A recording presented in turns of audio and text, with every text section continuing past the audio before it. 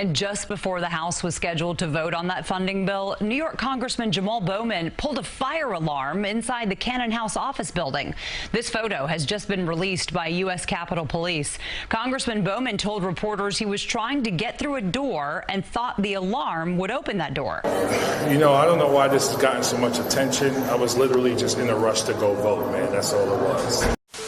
Congressman Jamaal Bowman from New York is now charged in D.C. with one count of falsely pulling the fire alarm. He was seen on video pulling a fire alarm inside the Capitol as Democrats were trying to delay a key government funding vote. Bowman claims it was an accident and that he didn't pull the alarm to try to delay the vote. Not trying to disrupt any, official government proceedings. So I'm glad, the investigation found that that was the case. The misdemeanor charge of pulling the alarm, I admitted that from the very beginning. Hi everyone, we're at the infamous door where Jamaal Bowman claims he had to pull a fire alarm to get out. Now these doors are open on weekdays. Every member of Congress knows that, everybody that works here knows that. But on Saturdays and Sundays, they are locked and only certain doors are open on Saturdays and Sundays. Now come on over here. This right here is a fire alarm. Nowhere does it say pull the fire alarm to open the exit door.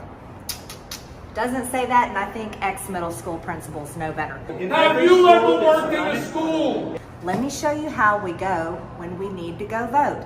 I know this because my office is in here in Keenan Building. Come on, go this way. Oh, look, there's stairs.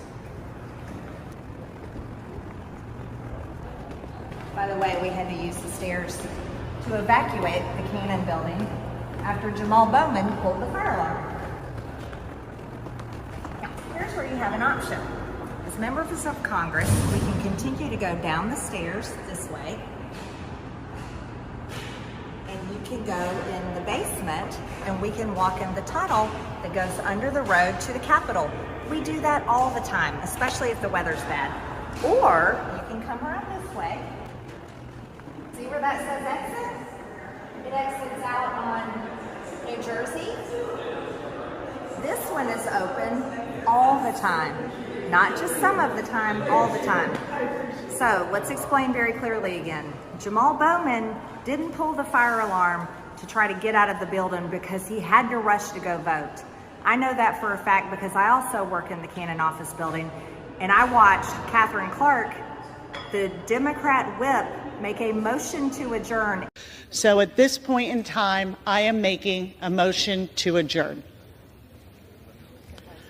The question is on the motion to adjourn. Those in favor say aye. Those opposed, no. In the opinion of the chair, the noes have it. And then within minutes, Jamaal Bowman pulled a fire alarm, and he knew he was pulling a fire alarm because he's a former middle school principal. Have you ever worked in a school? And then he ran out of the building and didn't tell anybody he did that. And this building was evacuated for over an hour, and Congress had to hold the vote open. That's usually only 15 minutes on the first vote.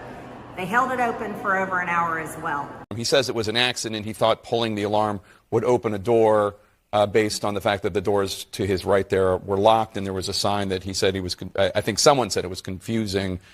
I'll be honest, it doesn't really make sense to me, his explanation. Have you talked to him? What's going on there? I mean, listen, I think if you actually do see some of the photos of the signs, I think there's something to be said about the government's about to shut down. There's a vote clock that's going down. The exits that are normally open in that building were suddenly closed.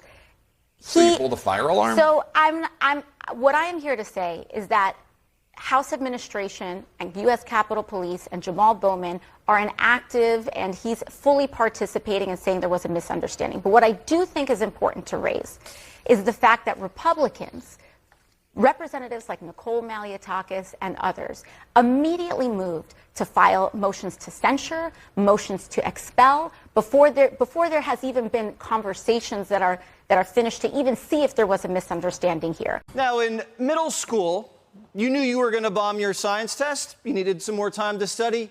You considered yanking the fire alarm. You never did it. You considered it.